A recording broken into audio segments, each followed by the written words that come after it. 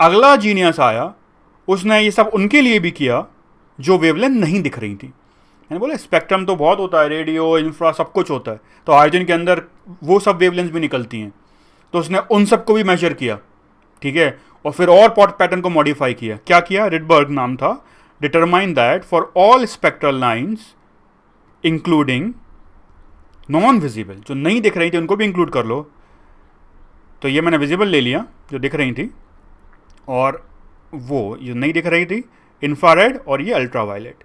उसने बोला इन सब लाइन के लिए फॉर्मूला आएगा, अगर फॉर्मूला यूज करें 1 by lambda is C into 1 by n1 square minus 1 by n2 square, where n1 की वैल्यू 1 2 3 कुछ भी हो सकती है, और n2 की value n1 plus 1, n1 plus 2, n1 plus 3, इस तरीके से होगी। इसका देखो समझते हैं ये कैसे सेटिस्फाई करेगा सारा।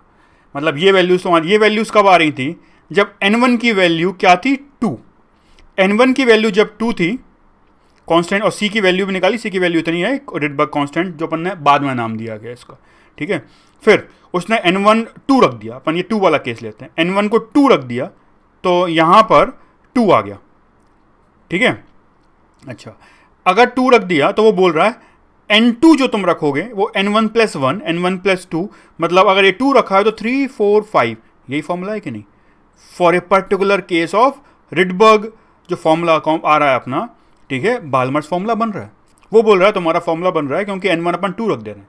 अगर अपन n1 2 नहीं रखो, 1 रख दो तो किसी और के लिए जाएगा, 3 रख दो तो और के लिए आएगा। तो n1 अगर 1 रखेंगे तो बोलता है n1 अगर 1 रखोगे तो ये अपने पास n1 1 रखा तो n2 की value 2, n1 plus 1, 3 4 so on.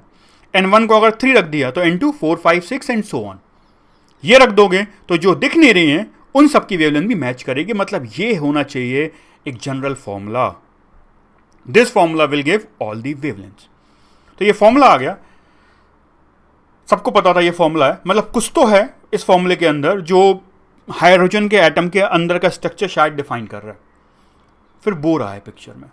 Bore ने सोचा ये फॉर्मूला चाहिए, तो एक काम करो, मैं जो उसने पूरा सॉल्व किया, ठीक है। फिर उसने बोला ये चीज़ें अज्यूम कर लो, और अगर ये चीज़ें अज्यूम करते हैं और जो मैं फिजिक्स आती है और मैथ्स आती है वो अपन लगाते हैं और देखते हैं, मैथ्स अपने आप बोलेगी कि ये फॉर्मूला बनेगा।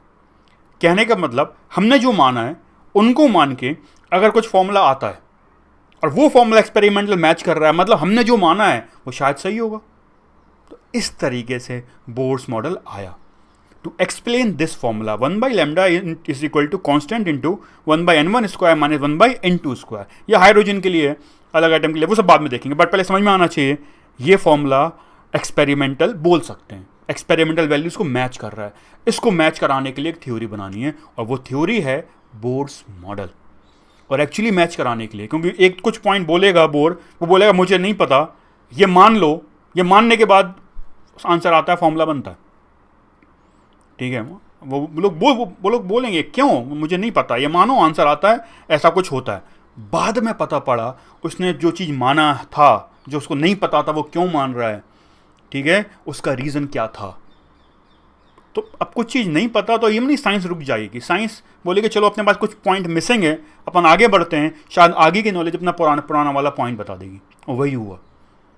तो अब अपन पढ़ेंगे to explain this, Bohr's atomic model बनाएंगे जिससे अल्टीमेटली ये फॉर्मूला आएगा, ठीक है। तो पहले देखेंगे बोर्स के पोस्टुलेट्स।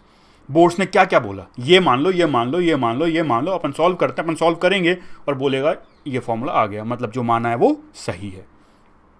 अब देखेंगे अपन पोस्टुलेट्स ऑफ बोर्स मॉडल।